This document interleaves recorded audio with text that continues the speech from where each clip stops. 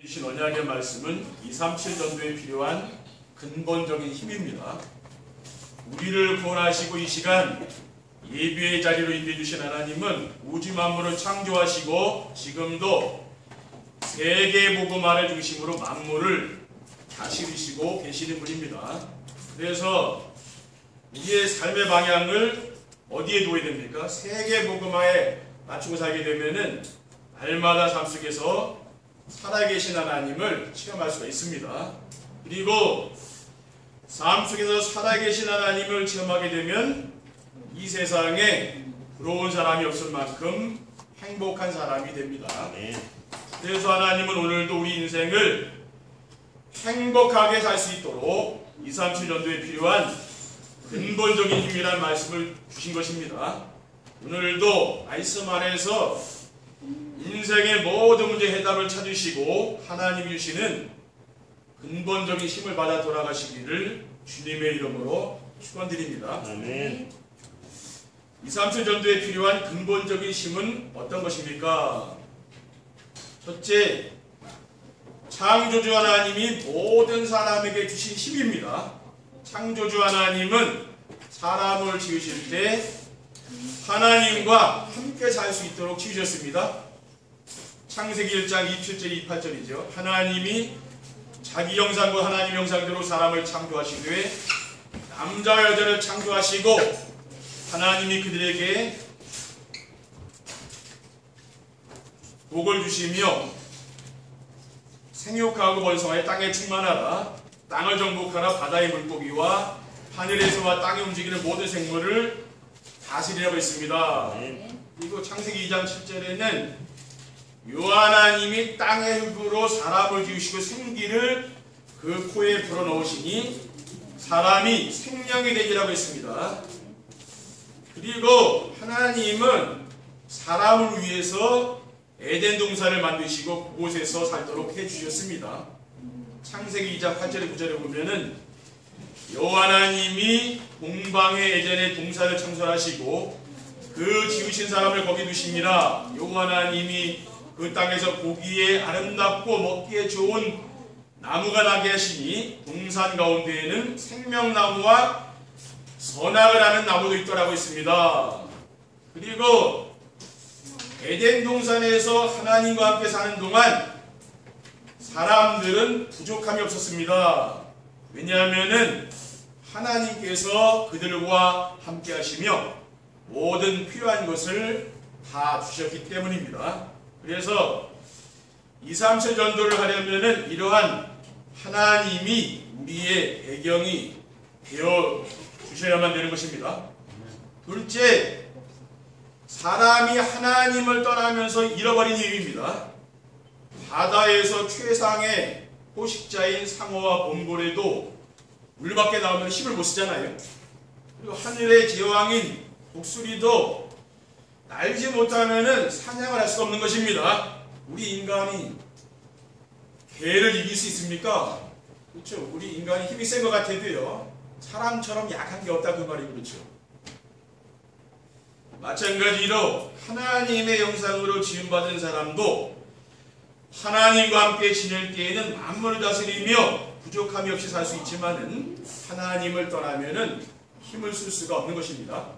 그래서 안타깝게도 사람들이 죄로 말미암아 생명의 근원이 되시는 하나님과 교제가 이제 단절된 겁니다. 창세기 3장 24절에 보면은 이같이 하나님이 그 사람을 쫓아내시고 에덴 동산 동쪽에 부릅들과 두루도는 불칼을 두어 생명나무의 길을 지키게 하시니라고 했습니다. 그리고 죄란 무엇입니까?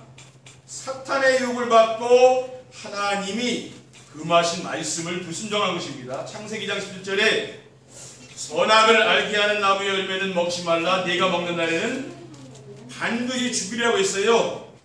그런데 창세기 3장 6절에 보면은 여자가 그 나무를 먼저 먹음직도 하고 보암직도 하고 지혜롭게 할 만큼 탐스럽게 단 나무인지라 여자가 그 열매를 따먹고 자기와 함께 있는 남편에게도 주매 그도 먹은지라고 기록이 되어 있습니다.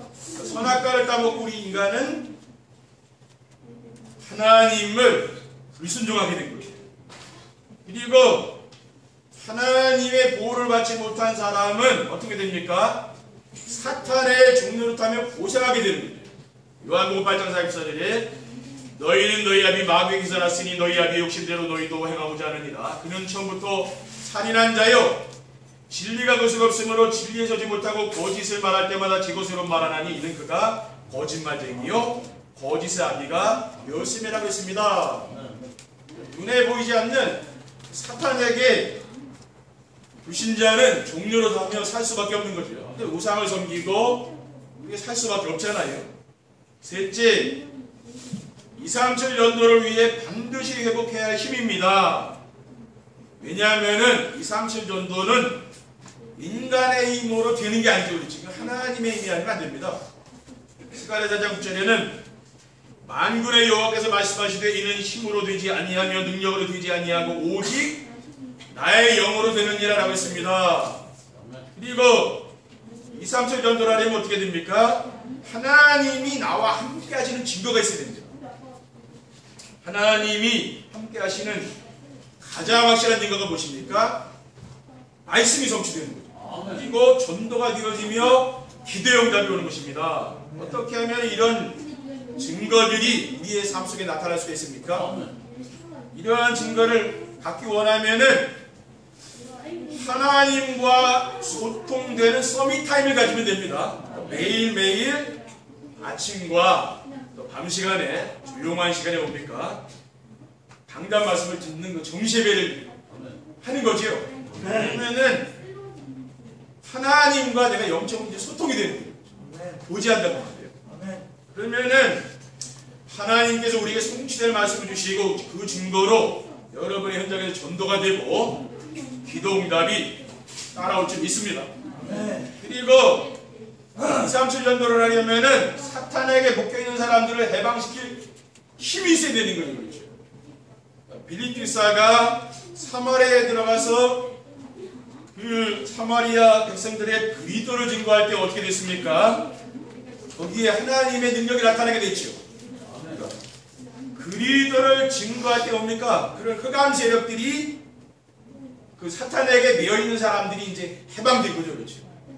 우리가 복음 전할 때 이런 역사들이 우리의 삶의 현장에서 일어날 줄 믿습니다. 아멘.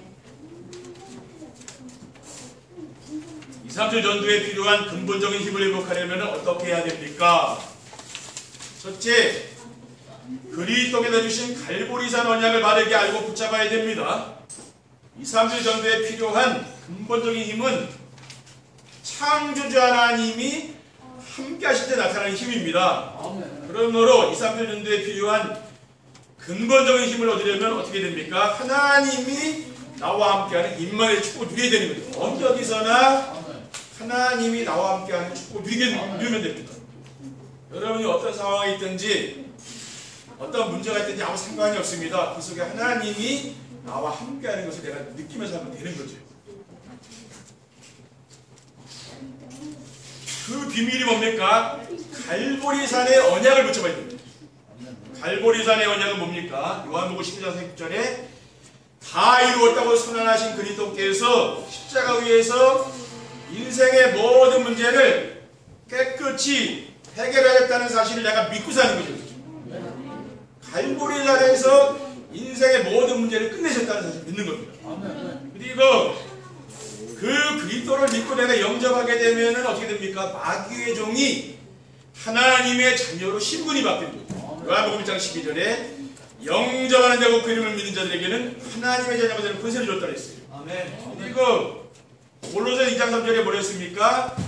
그리스도 안에는 지혜와 지식의 모든 부가 감춰져 있다는 내가 이 사실을 믿는 거예요.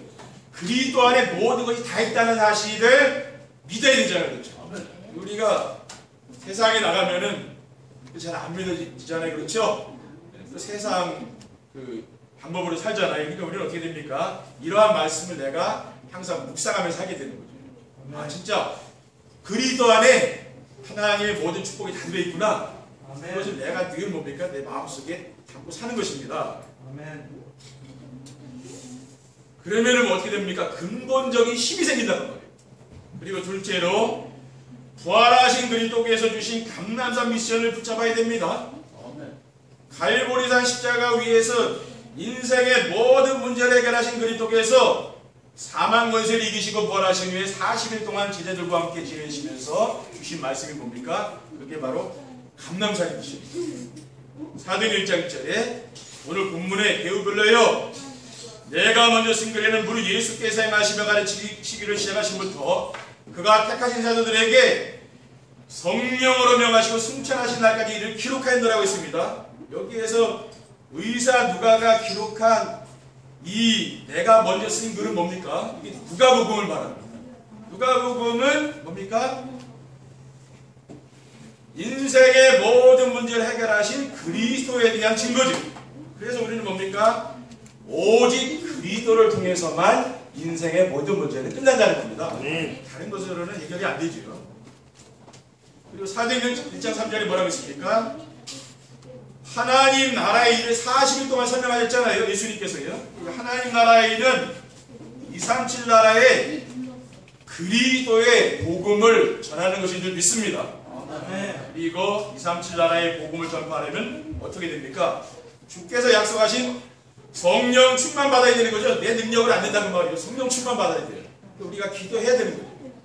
사도행 1장 4절에 보면 사도와 함께 모이사 그들에게 분부하여 이르시되 예루살렘을 떠나지 말고 내게서 들은 바 아버지께서 약속하신 것을 기다리고 있습니다. 오직 성령이 너에게 임하시면 내가 붙는 받게 되죠. 예루살렘은 유대 사마리 땅까지 이르러 내 증인들이라. 그러니까 오직 성령 충만 받으면 되는 것이고요. 셋째, 아가다락방의 응답을 사실적으로 체험해야 합니다. 사도행 1장 12절에서 14절에 보면 초대교회의 역사는 어디서 나왔습니까? 오늘 이 마가다락방에서 시작된 거죠. 불같은 바람 같은 성령 충만한 역사가 초대교회에 나타났잖아요. 그렇죠. 거기에서 어떻게 됐습니까? 하나님의 능력이 나타난 것이죠. 감람산의 미션을 붙잡은 사람들이 마가다락방에서 모여서 열흘 동안 기도하지 않았습니까? 그때 어떤 일이 났습니까? 거기에 정말 성령 충만한 역사가 나타났다는 거예요. 120명의 성도들이 모여 기도하는 그 자리에 하나님이 역사했다는 거예요. 사도행 2장 1절에서 7절에 보면은 그리스도께서 약속하신 오순절날 마가다락방에 성령 충만한 역사가 나타나는 것입니다. 사도행 2장 4절에 보면 그들이 다 성령의 충만을 받고 성령이 말하게 하심을 따라 다른 언어들로 말하기를 시작하니라 라고 했습니다. 그리고 사도행 2장 9절에 11절에 보면은요, 성령이 역사하는 현장에 지금 15나라에서 온 사람들이 모였잖아요. 선교의 문이 열린 거죠. 그리고 베드로의 설교가 나오는데 요엘서의 말씀이 지금 한 600년, 700년 전에 요엘서가에서 나온 그 말씀이 성취된 거란 말이에요. 그리고 3천 제자가 일어나고요. 구원받은 사람이 초대교회는 날마다 구해졌다고 했습니다. 사도행전 2장 46절에나 7절에 보면은 날마다 마음을 같이하여 성전에 물기를 힘쓰고 집에서 떡을 떼며 기쁨과 순전한 마음으로 음식을 먹고 하나님을 찬미하며 또 온 백성에게 칭송을 받으니 주께서 구원받는 사람들을 날마다 더하게 하시니라고 했습니다. 초대교회는 날마다 모였잖아요. 지금 코로나 바이러스 때문에 우리가 자꾸 국가에서도 제재를 하고 조심하라고요. 우리 스스로도 그렇고 지금 뭡니까? 그래서 많이 못 모이잖아요. 그래서 우리가 9월 달까지는 그냥 오전 예배만 드리고요. 점심 식사 같이 하지 말라니까 우리가 할 건 없고 국가에서 이렇게 하라고 그러잖아요. 그러니까 오전 메시지만 하고 그 다음에 이 오후 메시지는 수요일날 하는 거예요. 제가 몸도 지금 정상으로 회복된 거라고. 어지럼증이 지금 한 달 됐거든요. 오늘 어지럼증이 막 확 왔는데 열이 확 나더니 어지럼증이 막 오더라고요. 아, 이거 어떻게 된 거지? 하나님 부르시는가? 그런 생각이 다 들더라고요. 근데 하나님이 이제 살려주셔가지고 병원에 가보니까 귀에 전정 미관의 이상이 와가지고 이게 어지럼증이 왔다 그러더라고요. 그래서 지금 제가 치료하고 있습니다. 운동도 이제는 해야 돼요. 그다음 또 약 먹으면서 치료하고 있는데 성도님들이 기도해 주셔서 감사하고요. 그래서 우리가 좀 점심 식사 이렇게 준비하시는데 얼마나 힘들어요, 그렇죠? 날이 더운데, 그러니까 9월까지는 우리가 좀 이렇게 쉬고, 10월부터는 다시 이렇게 모여서 할 수 있도록 그렇게 한 번에 하면 좋을 것 같아요, 그렇죠? 그리고 2, 3절 전도에 필요한 근본적인 힘을 회복하려면은 성령의 역사와 말씀의 성취로 전도의 문이 열리고 제자들이 일어나는 응답을 체험해낼 줄 믿습니다. 성령 역사 되는 거거든요, 그렇죠? 초대교회는 이런 마가다락방에 성령 충만한 역사를 어떻게 됐습니까? 하나님의 말씀 역사가 나타나요. 우리의 삶 속에서 뭡니까? 저는 늘 떠오르는 건 하나님 말씀이거든요. 생각 속에 제가 어지럽고 막 힘들어도 늘 말씀이 떠오르잖아요. 그러니까 우리가 살 때 말씀이 하나님이니까 여러분도 삶 현장에서 말씀을 굳게 잡으시기 바랍니다. 하나님은 늘 말씀으로 응답을 주시더라고요. 결론입니다. 2, 3일 전도에 필요한 근본적인 힘을 회복하면 어떻게 됩니까? 첫째, 생명운동이 일어납니다.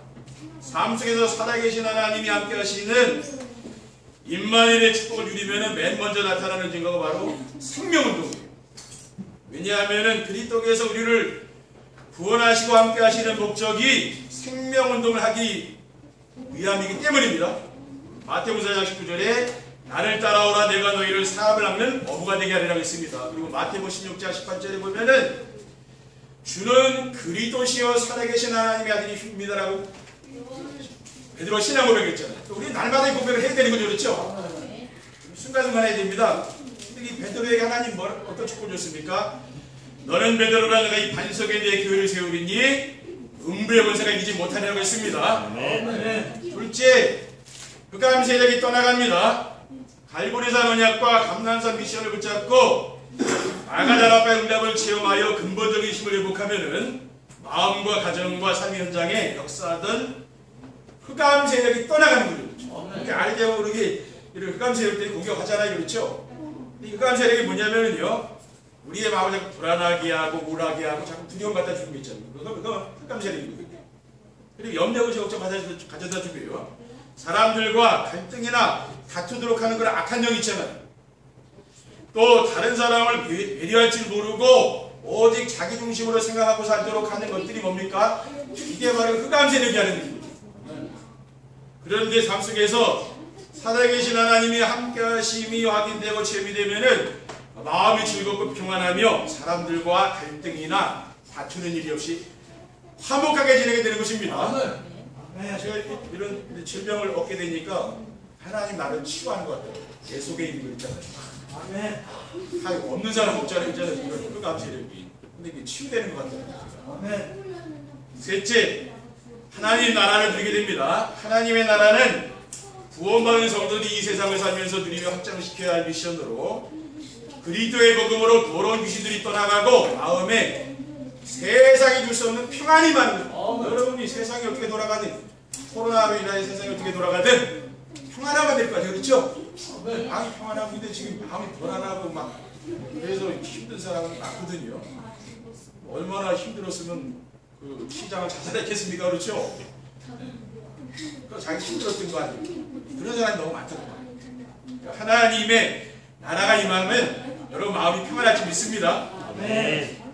마태복음 12장 18절에 내가 하나님의 성령을 힘입어 귀신을 쫓아내는 것이면은 하나님 나라가 너희에게 임하여 일이라고 했습니다. 로마서 14장 7절에 하나님의 나라는 먹는 것과 마시는 것이 아니요 오직 성령 안에 있는 의와 평강과 희락이라고 했습니다.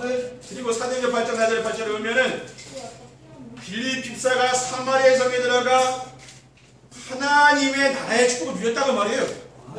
많은 사람에게 붙었던 더러운 귀신들이 크게 소리를 지르며 나가고 또 많은 중풍병자와 못 걷는 사람이 나오니 그 성에 큰 기쁨이 떠나라고 했습니다. 그래서 여러분 현장에서 이런 하나님의 나라 임하는 축복을 누리는 한 주간 되시기 바랍니다.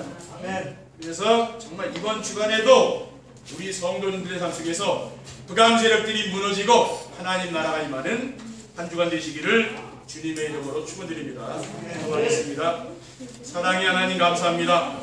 정말 237 전도를 위하여 근본적인 힘을 얻을 수 있도록 도와주시고 갈보리산의 언약과 감남산의 미션과 아가들 앞에 응답 속으로 들어갈 수 있도록 성령으로 역사해 주시옵소서. 주 예수 그리스도의 이름으로 기도드립니다. 아멘.